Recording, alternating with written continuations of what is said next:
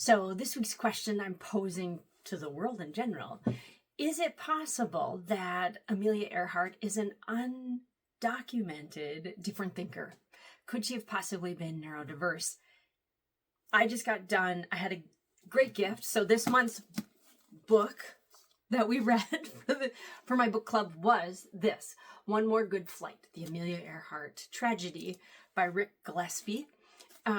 Really interesting book if you really like aeronautical and planes and aeronautics and planes and the mechanics of them. Highly detailed book. Great.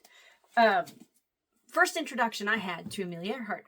So I'm reading this book and I'm going along and I'm like, this sounds like a neurotypical person. Like, boy, those are traits of a person with ADHD. I'm like, those are classic, like, female ADHD types of things. And so I made it probably under halfway through. I probably made it through a quarter of the book. And I went, I have to do some research on this person. Like, I'm really, really curious about her childhood, about kind of the telltale signs of a different thinker, which are jobs, number of jobs that they've had, the variety of jobs that they've had, strong interest in one particular thing, bit of a, note to a trait of that.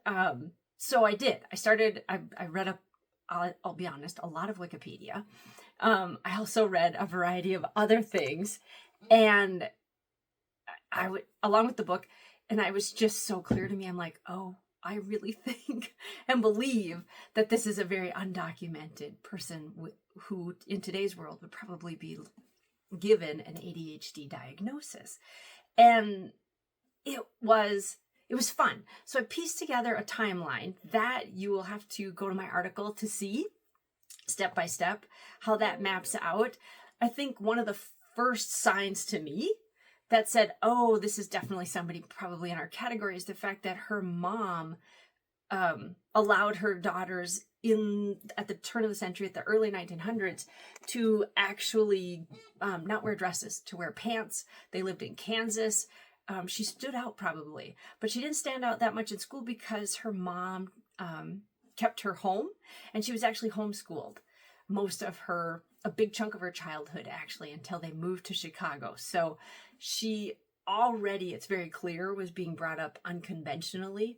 Her mom came from some money, and so that allowed them some additional freedoms in growing up there. It turns out her father had an alcoholism problem, so potential for him to be neurodiverse seems to me to maybe be a possibility in there. He, very smart individual, but bounced around job to job and struggled financially because of his alcoholism. That shows up quite a bit. So they wind up moving Kansas, Chicago.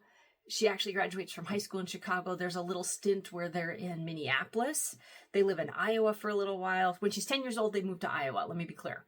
The Minneapolis job is when she's about 18, and then she winds up for her last year of high school moving to Chicago with her mom.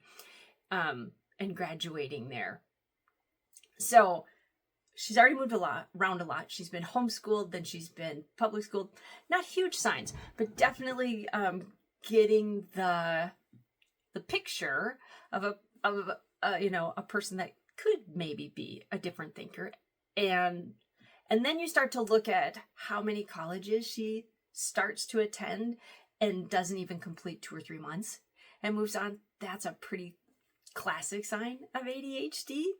So, and she follows her sister a lot, as far as will stay with her for a while. So there's no exact address or location. She's either living with her parents, it seems, or she's kind of living with her sister. So again, that could also be classified as a neurodiverse ADHD type of trait, in that once it's very clear that the chunk of time between graduation and going to college is a struggle for her. She is not sure where she belongs. She's not sure what she should be doing. She's not sure what direction to even go. Like, it's kind of clear as I read up on her. She, again, tries another couple of colleges. And then in 1920, if you can imagine that, her father attends an aerial meet in Long Beach, California. She shows an interest in wanting to ride an airplane. In an airplane, he speaks to one of the pilots at this event. They said, sure, swing by, our hangar later on the next day. And she does.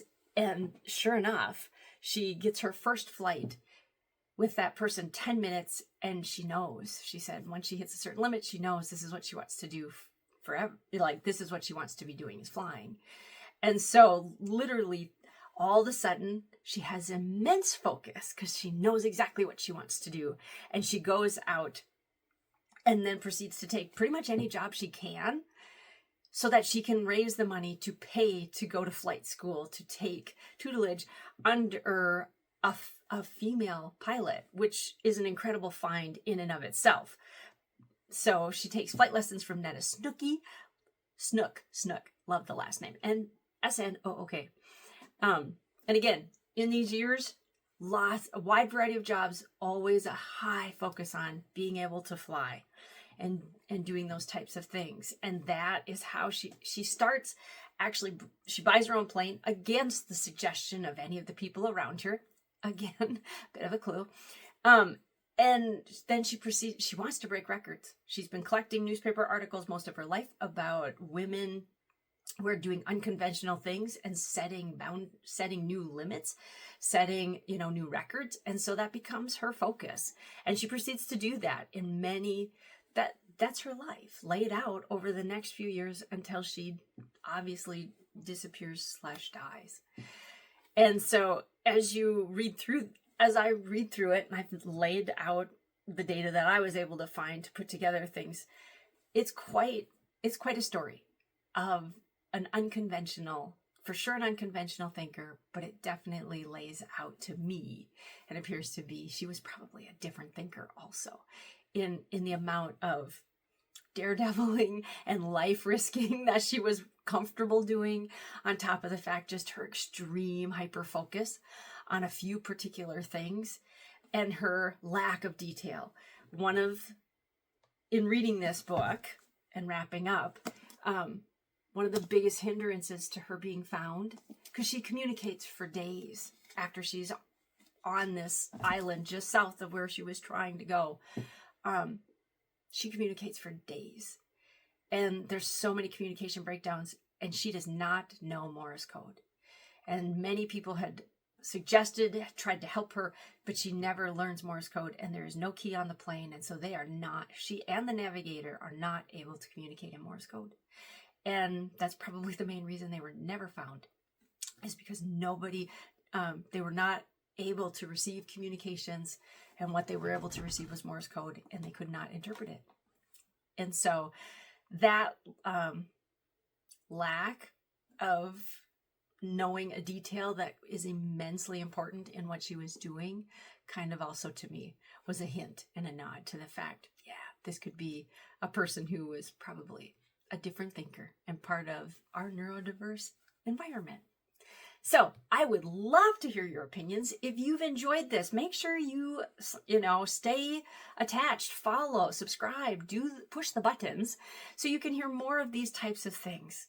I'm Georgina, international neurodiversity coach, always asking the question, what more is there to know about us, our neurodiversities, how we blend in, how we grow, and how we be incredibly successful? Because I consider Amelia Earhart an incredible success because she inspired thousands and millions of people.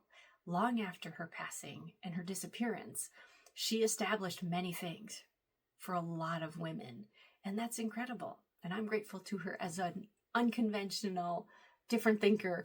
I've benefited from some of the groundwork that she laid. I would love to hear your stories and your input. Thanks, and have an awesome day.